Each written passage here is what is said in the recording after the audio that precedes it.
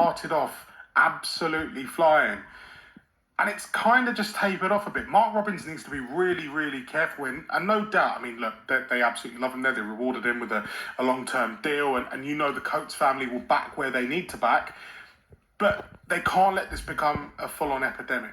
No, I think, like you said, they started strong and he's done what no manager's managed to do there, by the way. He's gone in and sort of turned the ship.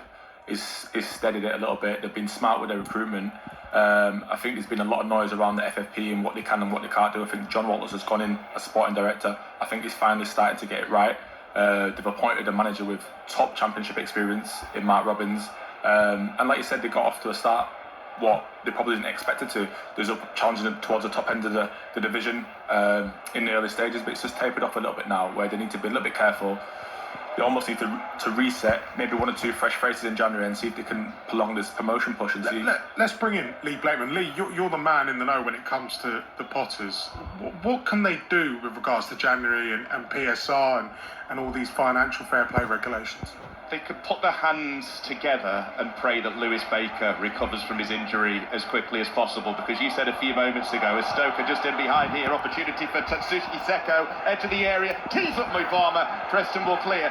Stoke dropping off the cliff has fallen bang in line with Lewis Baker picking up an injury. That's what the problem's been for Stoke for the last, month and a half now. Before that, Mark Robins brought him back from the loan spell at Blackburn, built the side around him. When it comes to FFP, they're in one of the better positions that they have been for the last few years now. But the big problem with Stoke and their dip in form has been the loss of influential midfielder Lewis Baker. It's resulted in a rejig of the back four as well. So that's kind of been the key to Stoke's problems over the last few weeks.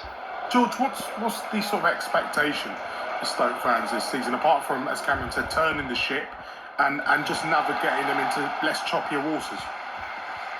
I think that's probably it. I think Stoke fans over the last 5 or 6 years have learned not to be overly optimistic going into seasons, because there have been so many false dawns. I think with Robins in as manager, there was cautious optimism, but for a team that have struggled to really even challenge for a playoff berth now, since returning to the Championship so long ago, that there was no real need. And when you look at their squad, like beyond Million Manhoef, who is a player that's developing into one of the better attacking players in the league, when you look at the actual depth that Stoke have, they're probably a bit short in areas, and that's why the injury to Baker has had the impact that it's had. Mubama's a really exciting player they've got in on loan to lead the line. Sorba Thomas has been one of the signings of the summer, and I'm sure it's been a difficult run recently, but under Robins, I'm sure they'll turn it around, and they have to be in the conversation for a team that should be challenging for the top six. Straight back to the King Power, because Nikesh, Watford thought they'd equalise. Yeah, they had the ball in the back of the net. It was a corner from the left. Matty Pollock headed home. It was a bullet header running in towards that 6-yard area. But Mark Bowler was on the goal line and looked like he fouled the Leicester keeper as well. So the flag went up straight away. Watford not happy, but Leicester still leading Watford by 1-0. Let's drop into League Two. Gillingham taking on Cambridge. And I tried to work this one out earlier, George. Obviously, there's a lot of people who've done both, but right now, in the management teams of either club, you've got the Gillingham boss Gareth Ainsworth, who of course played for Cambridge under John Beck, who manages Gillingham. Neil Harris managed Gillingham, but now manages Cambridge. And the Cambridge director of football, Mark Bonner, has managed both. And he's now, obviously, director of football at Cambridge. And so I call it the Harris Ainsworth Bonner Derby. But that actually sounds like some sort of law firm in there. Best of luck to both of those sides this afternoon. Louis Apire, however, has put Cambridge United 1-0 up. And I just want to say, best of luck to a friend of the programme, friend of 72 Plus, the EFL podcast on 5 Live Sport.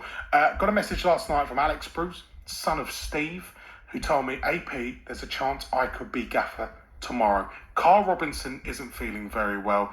He's had the flu, the super flu that's going around, and I've got a chance. And I've got a message today saying, I am the gaffer today. And so Alex is leading Salford City. They're at home to Harrogate today. I did say get Steve in the dugout. Do you know what he said? He said we would. We can't though. We haven't got a club coat that'll fit him.